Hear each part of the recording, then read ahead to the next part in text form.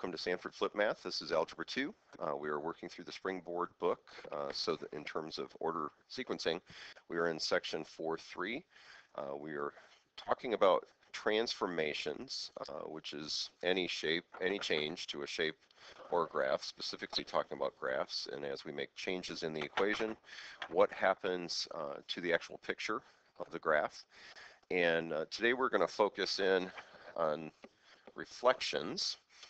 And then scale changes. Okay, so this page is from the previous video, which was about translations. So that was 4.3 also, but I believe 4.3a. So we're going to get right into it. And what we're talking about is reflections. And think about as you look in a mirror, when you are standing in front of the mirror or sitting in front of the mirror. So here's our mirror. Remember how things kind of look backwards. So that's kind of the picture I'm trying to show here. Maybe a little exaggerated there. But the idea is how things reflect. When they reflect, they tend to flip. Or if you were looking at, let's say, your reflection in water or something like that, typically you look upside down. Something like that. Okay, so that's the idea. And the question then is, how does that happen on graphs? So glad you asked. So what we're going to do is take a quick look at graphs. Now, the last video we spent a lot of time playing around with y equals x squared. I'm going to do a little bit with y equals x squared for just a second here. So if y equals x squared is the parent function, and some of you would have seen this little bit before. What happens if I look at the graph of y equals x squared? With a negative in front, that would be y equals negative x squared. Or some would say the opposite of x squared. Well, we're going to take a quick look in the calculator. Okay, and again, we're going to look at y equals x squared as the parent function.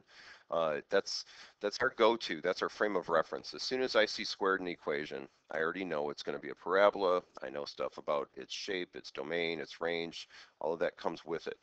And so now the question is, what's different about y equals negative x squared?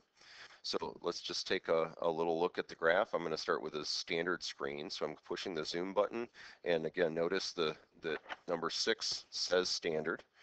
Okay, so that's what I'm going to pick. Okay, and here comes the parent function. And here comes the negative of it. And there it is. Looks upside down. Okay. I want to kind of focus in on a specific value here. So I actually did second trace. You don't necessarily have to do this. I just want to be able to go to a specific value, like say x equals 2. Okay. And then what I'm going to do is pop to the other equation, use the up or down button. And I just want you to see what's different about the y value. Okay, we're at the same x value. What's different about the y value? Well, the only thing that's different should be obvious from the equation, and that's that negative. Okay, so quick little note here. This is a negative on the outside,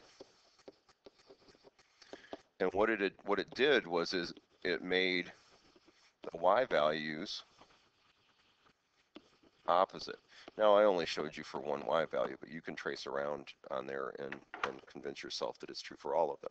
Okay, so it made the y values opposite. Now the last video, we made a big stink about how if you're doing stuff on the outside, it's about y, and you do what it says. So what this just did was it affected the y values by multiplying by -1, and that's exactly what this did.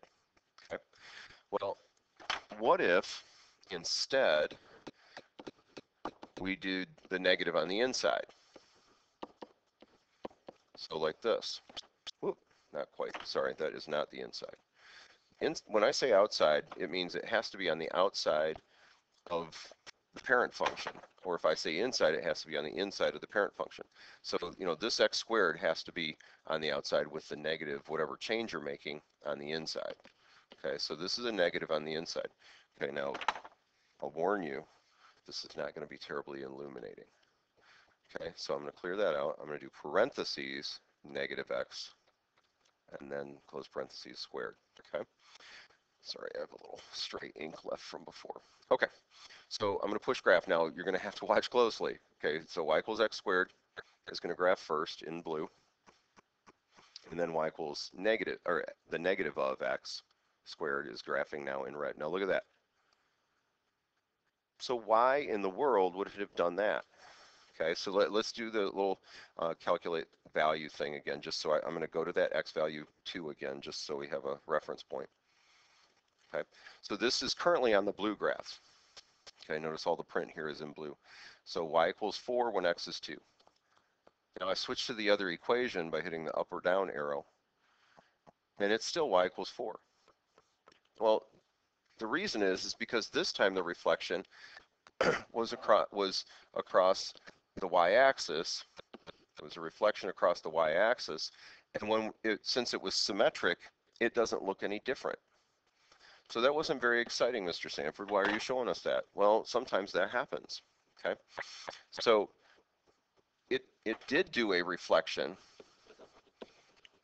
over the y-axis, whereas before that was a reflection over the x-axis.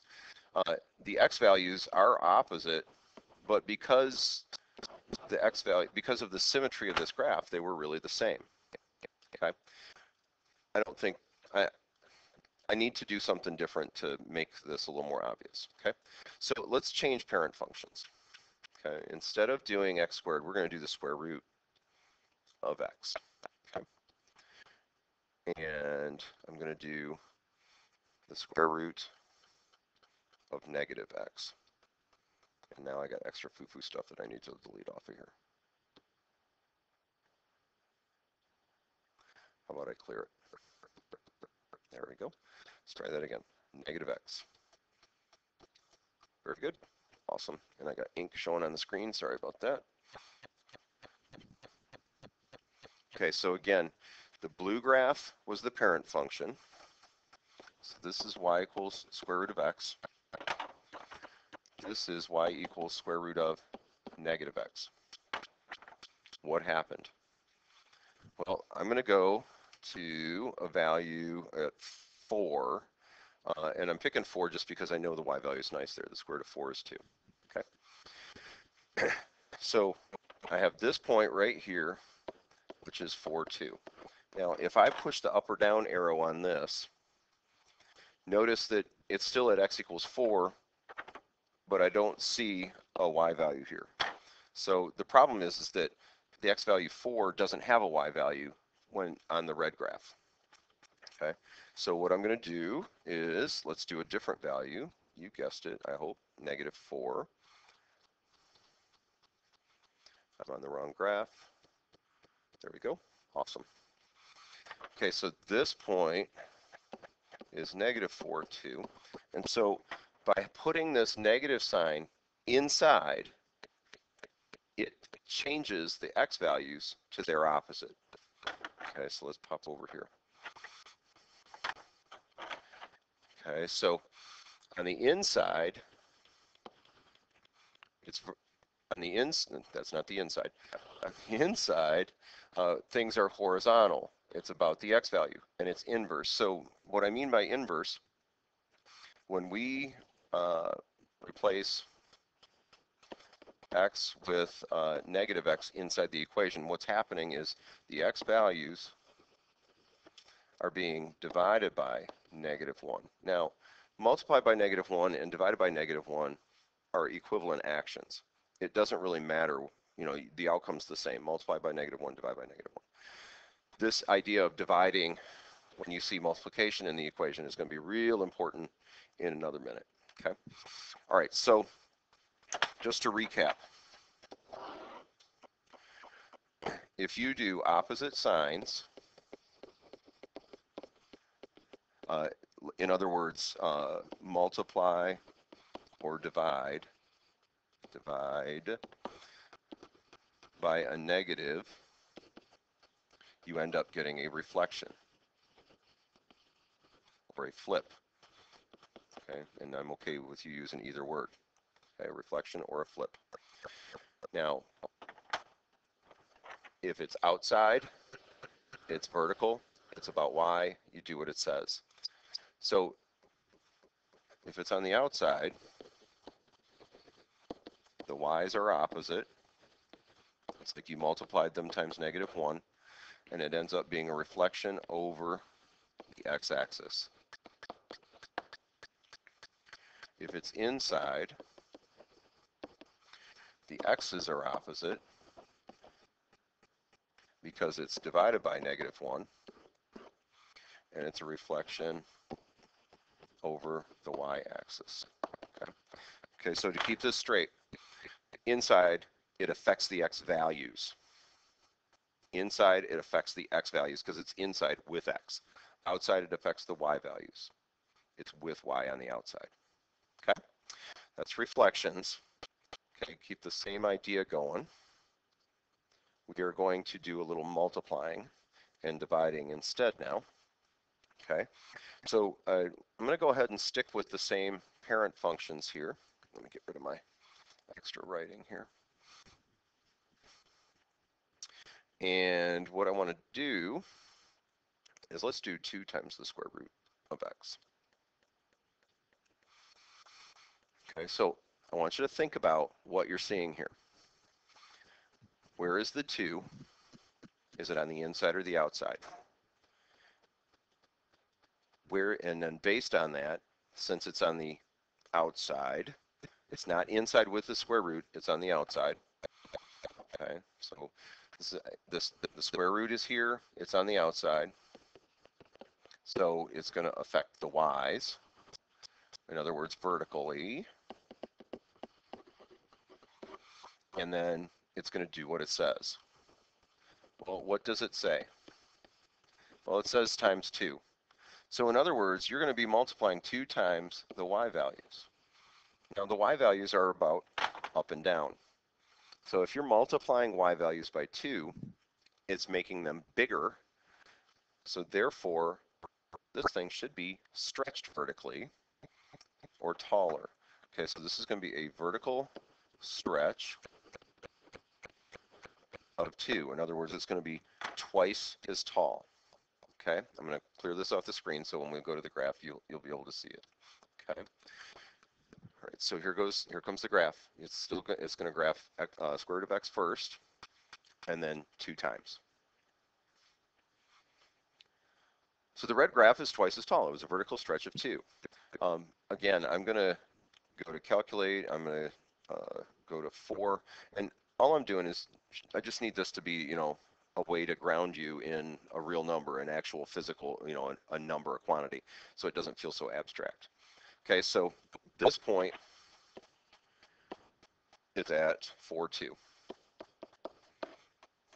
So the corresponding point up here ought to be where?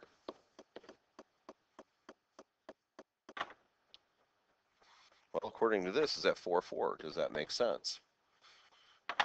Did we do 2 times the y value?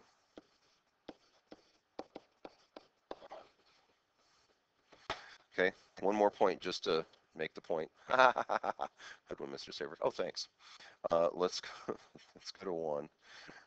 All right, so I'm at x equals 1, y equals 1. Okay, and if I go to the other graph, now it's y equals 2, 2 times. Okay, so again, we're multiplying by 2. Okay, let's take that same graph, same parent function, and instead of doing 2 times, let's make it 0.5 times. Okay, so 0.5 times x. So again, it's going to show the blue graph first is the square root graph, and then the red graph will be 0.5 times. So what happened? What's different? Well, again, on this graph, on the blue graph, I was at 4,2. At this graph, on the red graph, I'm at 4 what? 1, does that make sense? Remember the equation was 0.5 times the square root of x. So this is a vertical shrink of 0.5, or if you want to say 1/2, that's perfectly valid. Okay, so if it makes it bigger, it's a stretch. If it makes it smaller, it's a shrink. If it's outside, do what it says. We're multiplying by 0.5. It affects things vertically. Okay, so again, outside, it's about y, do what it says. Okay, if it makes it bigger, it's a stretch. If it makes it smaller, it's a shrink. Now I know it may seem obvious, but you know, it's high-tech stuff going on here. Stretches will be bigger than 1. Shrinks will be less than 1. I should say positive and less than 1 for the math specifics out there, the people who are going to be technical. So, okay, if it makes it smaller, it's a shrink. It's going to be a number smaller than 1, like 1/2. If it makes it bigger, it's a stretch, and it's going to be a number bigger than 1. Okay. So let's pop over here and mess with your brain a little bit, because as you know, that's what I enjoy doing. A little challenge here and there. Okay. You're not going to like this. I'm just going to tell you now. 2x. Okay, so I'm going to ask you some very specific questions. Where is the 2? Please note the 2 is now inside the square root. So if it is inside, that means it's horizontal. If it's inside, it's about x. If it's inside, you do the inverse. Okay, so the question now is, what's the inverse of times 2? Because this is 2 times x, or x times 2. So what I'm suggesting is that instead of multiplying by 2, this is really dividing by 2 horizontally, which is going to make this a horizontal shrink of 1/2. In other words, it is half as wide. It's narrower. Okay, well, come on, Mr. Sanford, don't keep us in suspense. Let's see a graph. So glad you asked. Okay, so here's the original parent function. Everything is compared to it. All right, Mr. Sanford, that's wrong. You just said that this graph was going to be narrower, and it looks taller. Well, I beg to differ if that's your case, if that's what you're saying. Let me draw your attention to the elusive 0.42. Because it's not that elusive, we keep finding it. And then the question is, what point does that match up to now? Okay, so if I do trace again, I do value, we're going to 4 again, and there it is. Well, the problem is that I'm affecting the x's. So like if I go here and I get my glorious 2.828, which is obviously the square root of 8, I can't see things quite so readily because I'm supposed to be talking about x values. So the 0.42 did not go to the 0.4, 2.828. The 0.42 went to the 0.2 something. 2 what? 2.2. So this point that was 4.2 is now at 2.2 because it was the x's that were changed. Notice the y's are the same now. Okay. So let me pop over and let's look at a table for a second. So I did second and table, and I'm going to have to, let me scroll this down because I don't need you to look at the spots where you can't do a square root. Okay, and I need to clear the ink, and sorry, but I need to. Okay. So really what's going on, oh, there it is, sorry. Button, button, button, who's got the button? Come on, catch up. I'm pushing faster. There we go. All right, so we just looked at the ordered pair 4.2, and I'm telling you that it compares to the 0.22. If I look at the 0.93, well, what would it correspond to in the other one? Well, it really should be halfway between these guys because it would compare to 4.53. Why 4.53? Well, it's half a 9. Okay, so the point in this, again, pardon the pun, is that when we have y equals square root of x, and then we compare that to y equals square root of 2x, this 2 is not doing a stretch. It's actually dividing the x's by 2. Okay, so what that means is it is a horizontal shrink of 1/2. Okay, if that's true, what if I have this? Well, this is dividing by 2. What's the inverse? Okay, so I'm going to keep saying this: inside, inverse, inside, inverse, inside, inverse. Well, what's the inverse of dividing by 2? Well, it would be multiplying by 2.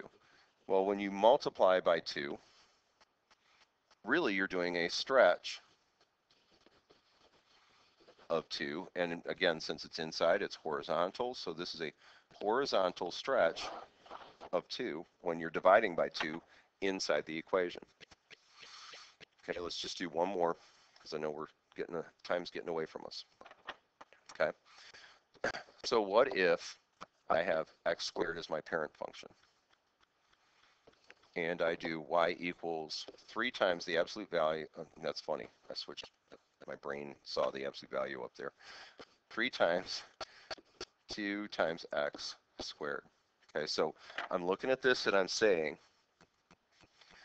I see 3 times 2x squared, which the squared tells me the parent function. This is the parent function. This tells me the shape. Okay, this has nothing to do with the transformations. This tells me the shape. Is that 3 on the inside or the outside? It's not part of the squaring, so it must be on the outside. So that means it's vertical. Do what it says. So if it says multiply by 3, then that's going to be a vertical stretch of 3. This 2 is on the inside. And now I'm writing down inside because I need you to see my thinking, which means it's going to be horizontal, or in other words, it's about x. So that's supposed to be an x. Okay. So it's inside, so it's inverse. Well, what's the inverse of times 2? Well, it's divide by 2. So if I'm dividing by 2, that means that it's a horizontal shrink of 1/2, or if you prefer 0.5, that's fine also. So there are 2 things happening to this graph. Okay, both a vertical stretch of 3 and a horizontal shrink of 1/2. Okay, so this is 3 times 2x. All right, so let's clear that. This is going to be x squared. This is going to be 3 parentheses 2x close parentheses squared. Holy cows, Batman, why do I have parentheses and parentheses? And you're looking at a bunch of squiggly stuff, sorry. Okay, one more time just to make sure. 3 parentheses 2x close parentheses squared. There we go, that's it. Okay, blue graph, x squared, parent function. Red graph, the other one, 3 times 2x squared. Here it comes, come on, fella. There you go. Hard to tell what's going on. So I'm going to, again, pick a point, and I'm going to pick the point 2, 4 on the blue graph. Now, we said we're supposed to be a vertical stretch of 3, which means this point should be 312, or this point should be 12. The y value should be 12. Okay. We also said there was a horizontal shrink of 1/2, which means that this x value should be half as big. Well, 1/2 of 2 is 1. So that means 1/12 is horizontal shrink 1/2. That means that the ordered pair 1/12 ought to be on the red graph. Okay, so if I go to second, calculate, I'm going to do the value of 1. Is the y value 12? I'm on the wrong graph, and there it is. All right, running long. I'm trying to take a lot of time to get you to see what's going on, so I need to be done. This was about reflections, negatives. and about stretches and shrinks, which is all about multiplication and division. Thanks for watching Sanford Flip Math. We will see you again, or you'll see me again. Bye.